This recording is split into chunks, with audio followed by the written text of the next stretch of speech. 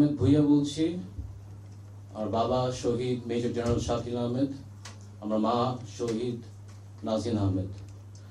আমি সাংবাদিক ভাইদের কাছে ক্ষমা চেয়ে নিচ্ছি। আসলে পিলখানা নিয়ে আলাপ করতে গেলে গুছানো মাঝে মাঝে কথাটা বলা একটু কঠিন হয়ে যায়। ক্ষমা চেয়ে নিচ্ছি, যদি পয়েন্ট মিস করি পরে জিজ্ঞেস করে নিতে পারেন। তো প্রথমে বলবো, আমার বাবা সবসময় বলতো মানুষের স্বার্থ আগে দেখতে। তো আমি কিছু ভিক্টিমের কথা বলতে চাই। আপনারা জানেন, পিলখানা হত্যাকাণ্ডের পরপর আমাদের অনেক পেট্রিয়টিক, জাতীয়বাদী এবং সাহসী সেনাবাহিনীর কর্মকর্তা কিন্তু বিচার চেতে গিয়ে তাদের চাকরিচ্যুত হয়ে গেছে। অনেক অফিসারদের কিন্তু জেলও হয়ে গেছে। দরবারে শত শত অফিসার আগের রেজিম চাকরি শেষ করে দিয়েছে, সবার অফিসারদের জীবন ধ্বংস করে দিয়েছে। এই কারণে আমরা একটা দাবি করেছি যে একটা ইন্ডিপেন্ডেন্ট কমিশন যদি থাকে, যত দেশপ্রেমিক ন্যাশনালিস্টিক জাতীয়বাদী অফিসার ছিলেন, যারা আমাদের বিচারের জন্য যুদ্ধ করেছে, তাদেরকে আমরা বলবো তাদের অবদান আমরা কখনো ভুলবো না। We will never forget ওরা কতটুকু করেছে আমাদের জন্য।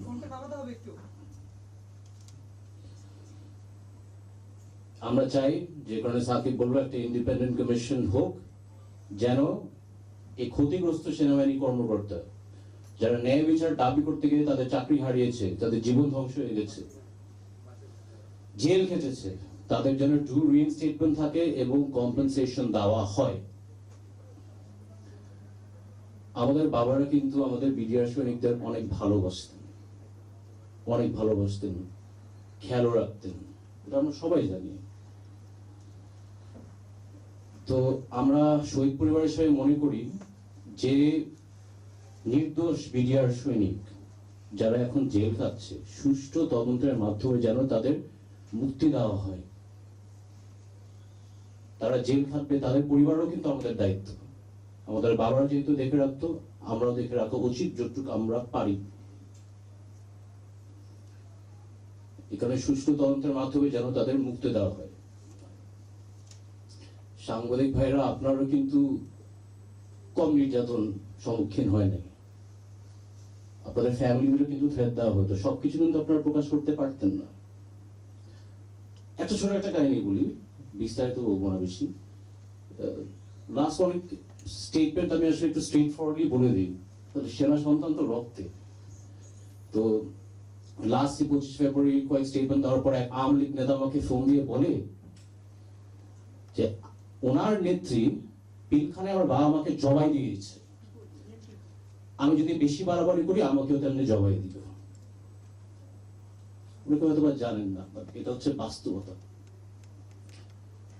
আমি ওই লোকের বিরুদ্ধে মামলা করবো না, কোনো জিডিও করবো না, কিন্তু আমি একটাই নিশ্চিত করবো, তার সন্তানকে শেখাবো বাবার নীতিটা যদি কখনো অর্জন না করো, কারণ এটা আমাদের পারিবারিক শিক্ষা।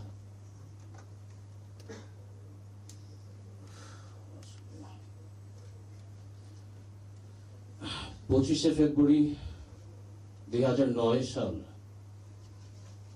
কি নির্মমভাবে হত্যা করেছে আসলে বলতে তো কষ্ট হয়।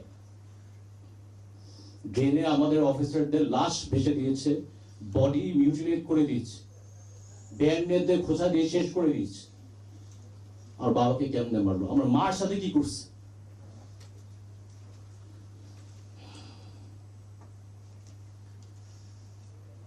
আসলে আমি সরাসরি বলে দিই, পৃথিবীর ইতিহাসে আমার মনে হয় না কোনো ইভেন্ট হয়েছে যেখানে একটা সিটিং প্রধানমন্ত্রী একটা বিদেশি রাষ্ট্রের সাথে ষড়যন্ত্র করে বাংলাদেশের রাজধানীর বুকে 57 সেনা অফিসার হত্যা করে।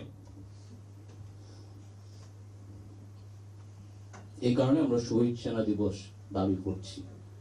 এটার মধ্যে কিন্তু অনেক ইতিহাস, অনেক ইনফরমেশন কিন্তু এখনো প্রকাশ করা হয় না। আর ট্রায়ালের কথা একটা কথা বলি, তদন্তের কথা বলি।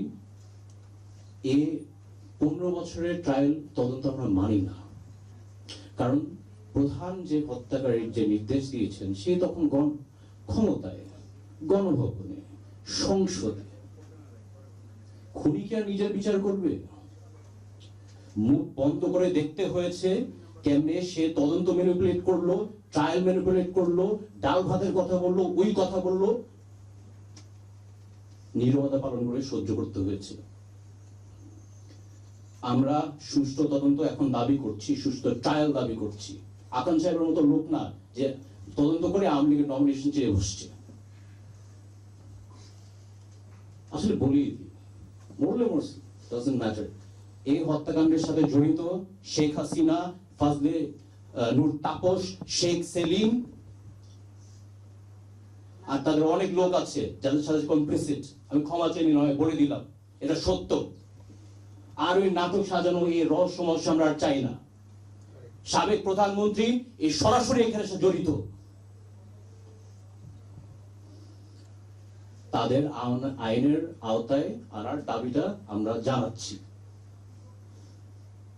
আর আমি ধন্যবাদ জানাতে চাই এই নতুন প্রজন্মের মুক্তিযোদ্ধা, ছাত্র জনতা, যারা সাহস নিয়ে একটা স্বৈরাচারের হাত থেকে আমাদের মুক্তি করেছেন।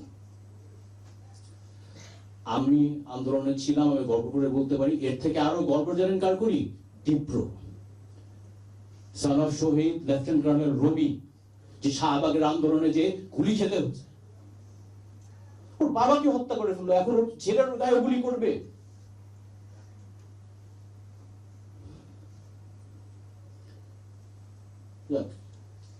আমাদের শেষে একটা কথা বলি, আমাদের দেশের সেনাবাহিনী কিন্তু অনেক ন্যাশনাল ক্রাইসিসে আগায় যায়। রানা প্লাজা বলেন, কোভিড এর টাইম বলেন, হোলি আর্টিসান বলেন, ইভেন ডেভেলপমেন্ট প্রজেক্টসে আর্মি কিন্তু অনেক বড় একটা অবদান আছে। আমি আসলে সেনাবাহিনীকে ধন্যবাদ জানাতে চাই, ছাত্র জনতার উপর গুলি না করে জনগণের পাশে ছিল। আমার আস্থা আছে যে সেনাবাহিনী দেশটাকে আগায় নিয়ে যাবে। এই কারেন্ট এবং গভর্নমেন্টের উপর আমরা আস্থা আছে। আমরা এখনো তো অবশ্যই বলতে পারছি না, বাট আমাদের আশ্বাস যে ওরা একটা সঠিক পদক্ষেপ গ্রহণ করবে সবকিছুর বিষয়ে। জনগণকে আহ্বান করবো, আপনারা যেন সেনাবাহিনীর সাথে সহযোগিতা করেন, ইন্টারিম গভর্নমেন্টের সাথে সহযোগিতা করেন। Thank you.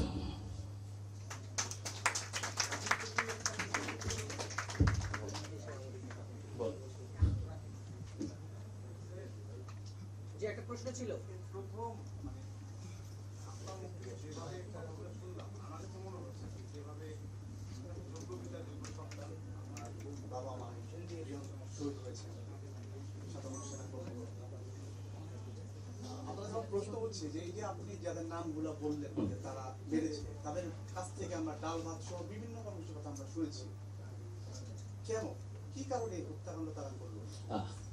এটাই এই কারণে আমরা বলবো, অনেক কারণ আছে। বিদেশি রাষ্ট্রের স্বার্থে 2001 সালের পর রোমরা পাদুয়া যখন বাংলাদেশ বিজয় হয়েছে, অনেক কারণ আছে। 11 সময় কিন্তু প্রভাব মুক্ত হয়ে গেছিল, যাকে এটা বিস্তারিত না বলি। এই কারণে আমরা চাচ্ছি, যেটা সাকিব বললেন, যে সুষ্ঠু তদন্তটা হোক, সুস্থ ট্রায়াল হোক, এমনিতেই সবকিছু বেরিয়ে আসবে। আসলে সবকিছু বলাও তো ঠিক না। তো সুষ্ঠু তদন্ত আমরা চাই, ইনকোয়ারি কমিশন, জুডিশিয়াল কমিশন পুরা ইঙ্গিত ধরে সবকিছু, সব এভিডেন্স সহ তুলে ধরে। অনেক অফিসারদের কাছে কিন্তু তথ্য প্রমাণ আছে, আমরা শুনেছি, কল রেকর্ডিং, নির্দেশ, কারা কারা জড়িত। এটা আমরা চাই কমিশনের মাধ্যমে, জুডিশিয়ারির মাধ্যমে সব প্রকাশ হোক। তখন ইনশাল্লাহ সব আপনারা জানতে পারবেন, কেন হয়েছে, কি কারণে করেছে, আমরা বলবো। Thank you. প্রশ্ন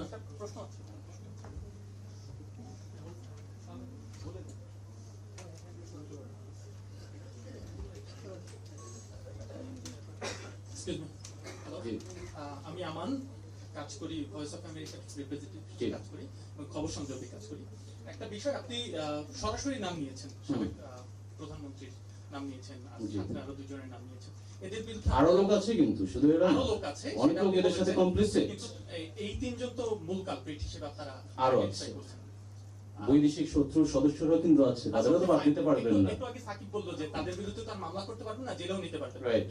তো যাদের বিরুদ্ধে আপনারা বলেছেন তাদেরকে স্পেসিফিকলি তাদের বিরুদ্ধে কোনো লিগ্যাল অ্যাকশনে যাবেন কিনা, মামলা করবেন কিনা, যেহেতু এখন অনেক বিষয় নিয়ে মামলা হচ্ছে। আমরা চাচ্ছি ইনকোয়ারি কমিশনের মাধ্যমে সব তথ্যগুলো প্রকাশ করে মামলাটা হোক। না সেটা ইভেন্চুয়ালি রাষ্ট্র কিন্তু মামলা সেটা করতে হবে। ইনকোয়ারি কমিশন করবে,